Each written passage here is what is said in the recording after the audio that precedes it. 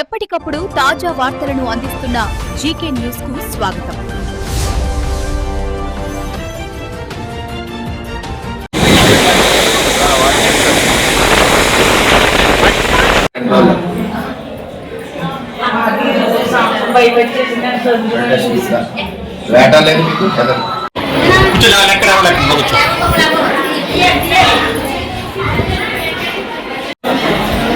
అప్పుడు కడుతుంటే నవే రావాలి మనకెందుకు ఇక్కడ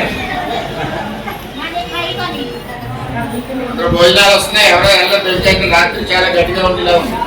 పిల్లలు కూడా జాగ్రత్తగా బయటకు వెళ్ళకుండా చూడండి. అధికారులు తెలియజేస్తే వాళ్ళు పిహెచ్సి సెంటర్కి తరలిస్తారు. ముసలి వాళ్ళు ఎవరన్నా ఉన్నా సరే అధికారులు తెలియజేయాలి. ఊళ్ళో అంగన్వాడీ వర్కర్స్ మొత్తం అధికార యంత్రాంగం అంతా కూడా మత్స్యకారుల రక్షణ కోసం రాత్రి పగలు పనిచేస్తా ఉన్నారు.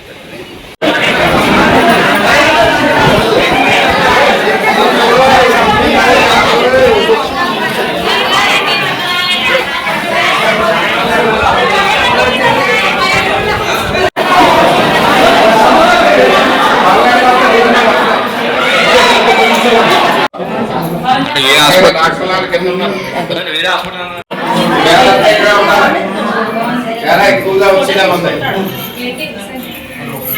అప్పుడే ఇక్కడ నుంచి కదలకూడదు. భోజనం వచ్చేస్తే మాట్లాడదు. ఫోన్ చేసి పిల్లలు కూడా బయటకు వెళ్ళకండి. కింద ఆడుకోవడానికి వెళ్తారని సొంతం చూడండి.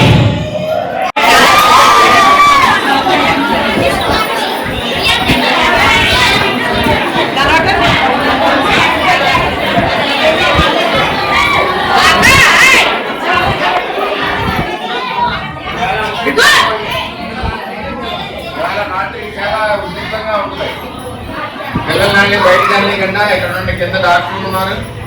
భోజనం 20 నిమిషాలు భోజనం వస్తుంది. అందరూ కూడా ఎంతే మరి ఇబ్బంది పడతారు. అది చెట్లు గాలికి చెట్లు కరెంట్ పోల్లు అన్నీ కూడా ఎగిరిపోతాయి. సాయంత్రం ఇళ్ళకెళ్ళదు.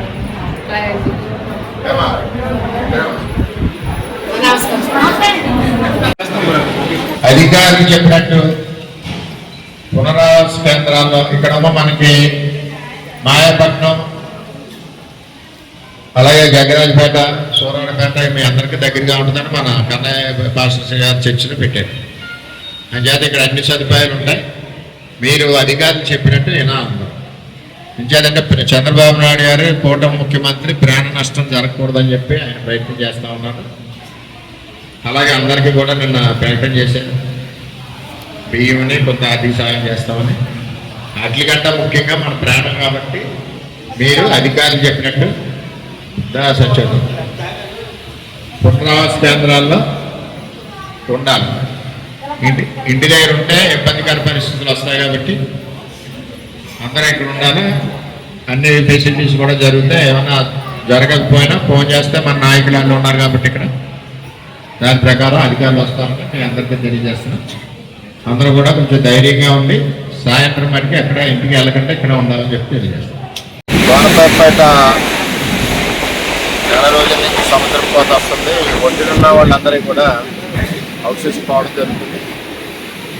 మరి ఏదైతే కూటమి ప్రభుత్వంలో చంద్రబాబు నాయుడు గారు రాష్ట్ర వ్యాప్తంగా ఈ తుఫాన్ ఎఫెక్టెడ్ ఏరియాలన్నింటినీ కూడా 25 కేజీల రైసు నగదు కూడా ప్రకటన చేశారు చంద్రబాబు నాయుడు గారు. వారందరూ కూడా తుఫాన్ తగ్గక సహాయం చేస్తారు. రాష్ట్ర వ్యాప్తంగా కూటమి ప్రభుత్వ ఆధ్వర్యంలో ఈ తుఫాన్ ఎఫెక్టెడ్ ఏరియా అన్నింటినీ కూడా 25 కేజీలు కొంత ఆర్థిక సాయం ప్రకటన చేశారు. మీరందరూ కూడా ఈవేళ ఒక్కరోజుకి దయచేసి పునరావాస కేంద్రాల్లో ఉంటే ప్రాణ నష్టం జరగకుండా ఉంటుంది. మనం బతుకుంటే బచ్చాకన్నా తినచ్చు. అంతేగాని ఇంట్లో సామాన్ల గురించి మేము వెళ్ళిపోతామని పిల్లలు తీసుకెళ్ళడం కానీ ఇక్కడ కూడా మరి గోనపేటలో అలాగే పూలపేటలో అన్నీ కూడా పునరావాస కేంద్రాలు పెట్టారు కాబట్టి పునరావాస కేంద్రాల్లో ఉండవలసిందిగా మత్స్యకారు సోదరు మనందరినీ కూడా కోరుకుంటాం.